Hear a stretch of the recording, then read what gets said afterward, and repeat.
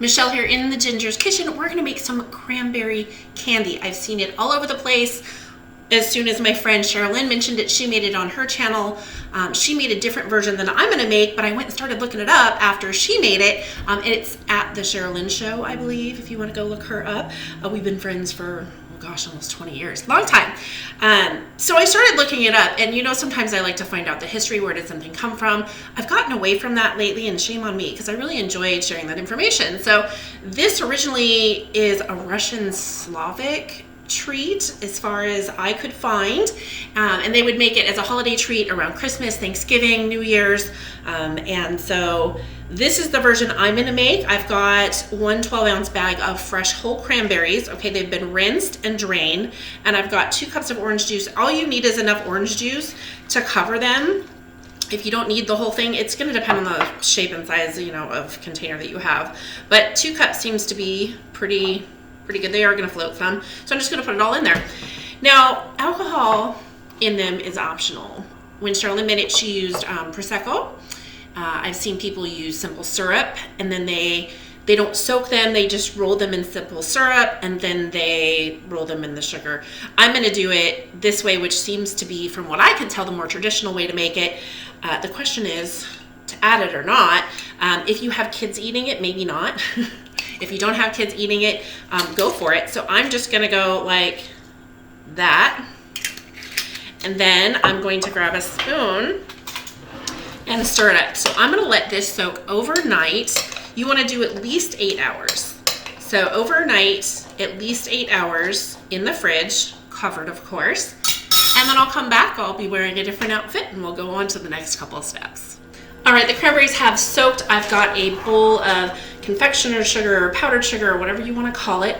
It's the powdery white sugar, okay? All we're gonna do is strain this out. We don't want to dry them, okay? And then we're just gonna put them in the sugar and coat them. And I'm trying not to get a lot of the extra liquid in there, because we want to coat these in the powdered sugar really well.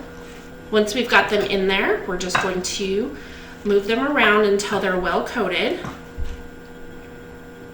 Okay, so they should look about like this. And we're going to gently place them on our parchment covered baking sheet. If they stick together, just pull them apart. It just needs a little more powdered sugar to get them coated.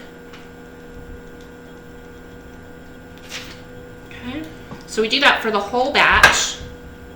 Your oven should be preheating to 200 degrees.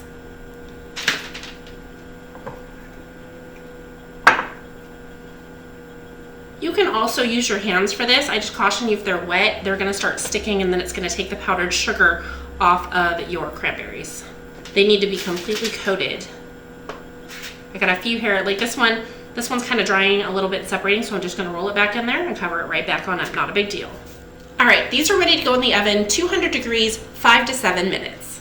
All right, I pulled these out and let them cool a little bit. I did cook them a smidge too long. If they start to crack or they've started popping, that went a minute or two too long and I just got distracted, but they're still fine. Some of them are just cracked like that.